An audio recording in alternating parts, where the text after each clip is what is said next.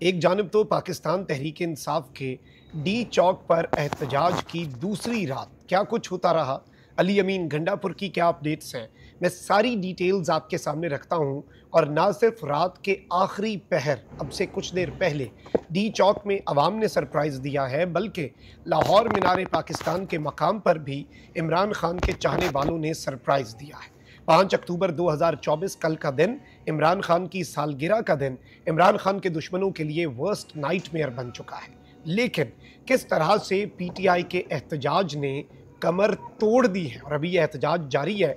आज की स्ट्रैटेजी क्या होगी वो भी आपके सामने रखूंगा। लेकिन सुबह सवेरे बहुत बड़ी खुशखबरी है पाकिस्तान तहरीक इंसाफ के लिए। पीटीआई का एहतजाज जो है वो रंग ले आया है और अहम ज़राए ने एक इंतहाई बड़ी ब्रेकिंग न्यूज़ और पाकिस्तान तहरीक इंसाफ के लिए अब तक की सबसे अच्छी खबर की तस्दीक कर दी है। मैं सारी डिटेल्स आपके सामने रखता हूँ। अगर अभी तक आपने इस वीडियो को लाइक नहीं किया तो लाइक ज़रूर कर दें। आपके लाइक्स और कमेंट्स हमारे लिए इंपॉर्टेंट हैं। फायरवॉल एक्टिव हो चुकी है। फायरवॉल का असर टूटेगा आपके एक के बजाय ज़्यादा से ज़्यादा कमेंट से और साथ ही साथ इस वीडियो को लाइक करने से। चैनल को सब्सक्राइब करना भी मत भूलिएगा। आपके लाइक्स और कमेंट्स और सब्सक्राइब्स हमारे लिए बहुत ज़्यादा इंपॉर्टेंट है। अब एक तरफ तो नाज़रीन इकराम अली अमीन गंडापुर जो कि वज़ीर आला हैं एक सूबे के, वो गुमशुदा हैं, वो लापता हैं। आज खैबर पख्तूनख्वा असम्बली का 2 बजे इजलास जो है वो भी बुला लिया गया है और किसी भी लम्हे अली अमीन गंडापुर मंजर आम पर भी आ सकते हैं, ये भी एक पॉसिबिलिटी है। असद कैसर ने इसे पूरे खैबर पख्तूनख्वा और पख्तून कौम की तौहीन करार देकर जरगा बुलाने का भी ऐलान कर दिया हुआ है और खैबर पख्तूनख्वा से दमादम मस्त कलंदर की तलात भी है। अब आप ये देखें कि पीटीआई के जो सूबाई सेक्रेटरी हैं खैबर पख्तूनख्वा के अली असगर खान, उन्होंने भी रात गए एक स्टेटमेंट जारी की कि अगले 3 घंटों के अंदर अंदर वज़ीर आला को सामने लाएं और वज़ीर आला ख़ुद बताएं कि उनके क्या हालात हैं। अगर ऐसा ना हुआ तो खैबर पख्तूनख्वा से मज़ीद काफ़िले हम भेजेंगे और फिर हम आइंदा का लाया अमल जो है उसका ऐलान करेंगे। अब एक तरफ तो ये डेवलपमेंट है और अली अमीन गंडापुर के वेयर अबाउट्स का इस वक्त एक मुल्क है और वो मुल्क है एटमी ताकत। उस मुल्क में एक नाम नहाद जमहूरियत है, उस मुल्क में एक नाम नहाद आइन और कानून है जिस पर अमल दरामद नहीं हो रहा। उस मुल्क का सबसे अहम तरीन सूबा है खैबर पख्तूनख्वा। मुल्क की दाखिली और ख़ारजी सिक्योरिटी के लिए सबसे ज़्यादा अहमियत का हामिल सूबा खैबर पख्तूनख्वा और उस सूबे से 2/3 अक्सरियत से अवामी मैंडेट लेने वाला उस सूबे का चीफ़ एग्जेक्टिव, उस सूबे का वज़ीर आला गुमशुदा है, एबडक्टेड है, लापता है। SCO के मेहमानों को ये दिखाना है, ये आलमी इमेज आपने बनानी है, खुदा का खौफ करें। लेकिन एक तरफ तो जो IG पंजाब हैं और IG इस्लामाबाद उन्हें साथ खड़े करके रात गए मोहसिन नकवी ने कुछ प्रेस कॉन्फ्रेंस में बातें कही। उन्होंने कहा कि यहाँ पे डी चौक में कोई नज़र नहीं आ रहा, वो लोगों को मुंतशिर करते हैं, आँख मचोली चलती रही ना। और उसके बाद जी IG पंजाब को लाहौर देखना चाहिए था। लाहौर में इतनी ज़्यादा पकड़ धकड़, इतनी ज़्यादा गिरफ्तारी, गली मोहल्लों में अंदरून लाहौर के अंदर इन्होंने दर्जनों के हिसाब से टोलियों में पाकिस्तान तहरीक इंसाफ के कारकुनों को गिरफ्तार किया। लेकिन रात के मैं आपको ये बता दूं कि 3-4 बजे या 4 से 5 के दरमियान भी यही इतलात थी कि अवाम फिर से जमा होकर एहतजाज किया अवाम ने, क्योंकि इमरान खान साहब का हुक्म था। और इस वक्त वो चला हुआ है सोशल मीडिया पर जुमला कि कप्तान का आर्डर लोहे का गार्डर। तो इस वक्त अवाम ने मीनार पाकिस्तान पे जलसा नहीं करने दिया तो एहतजाज कर दिया। लेकिन डी चौक वाला एहतजाज ख़त्म नहीं होगा। डी चौक में अवाम जो है उसकी फिर से वापसी हुई। 45 से ज़ायद घंटे हो चुके हैं और 45 से ज़ायद घंटों के बावजूद खैबर पख्तूनख्वा से जो काफ़िले आए और वो लोग ब्लू एरिया के प्लाज़ों के दुकानों के बाहर लेटे हुए और उनके ऊपर भी पकड़ धकड़ हुई, क्रैकडाउन हुआ और इनके लिए रिहाइश का इंतज़ाम भी नहीं है, खाने पीने का और बाकी जो ज़रूरियात होती हैं उनका भी। लेकिन इसमें सबसे बड़ा इम्तिहान जो है वो इस्लामाबाद और पिंडी के शहरियों का है। बहुत ज़्यादा बड़ी तादाद में शहरी खाने पीने की अशिया, पानी और दीगर चीज़ें जो है इन लोगों के लिए लाए और अब वो साथ भी हैं। बहुत से लोग ऐसे भी हैं जो ताज़ा दम हैं।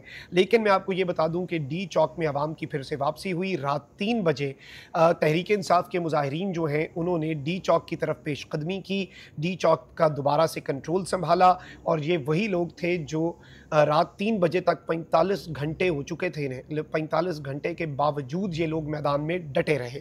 अब एक तरफ ये डेवलपमेंट्स हैं तो वहीं दूसरी जानिब आमिर मुगल जो है वो भी डी चौक पर मौजूद रहे और ये विजुअल्स जो रात गए क्या कुछ होता रहा वो आपने देख लिए। अब ज़रा आ जाते हैं पाकिस्तान तहरीक इंसाफ की अहम तरीन खबर के ऊपर, जो अच्छी खबर है। एक तरफ तो मिन्नत तरले शुरू हो गए हैं और अडियाला जेल पैगामात भिजवाए जाने के हवाले से भी कुछ तफसीलात हैं, लेकिन अडियाला जेल का कैदी नंबर 804 नहीं मान रहा, वो कुछ सुनने के लिए तैयार नहीं है।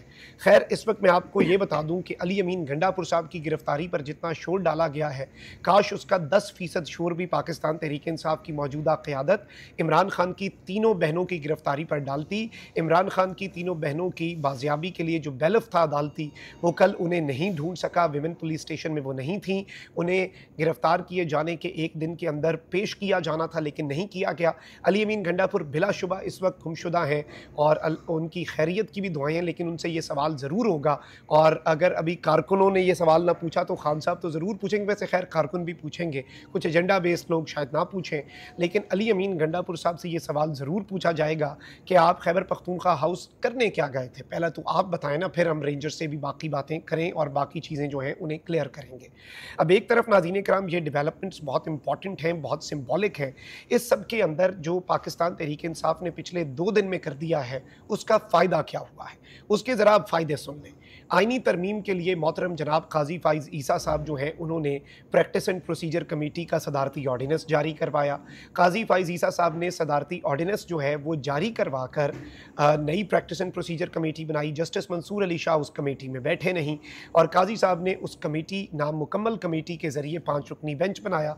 जस्टिस मुनीब अख्तर को उस बेंच में शामिल करना काजी की मजबूरी थी।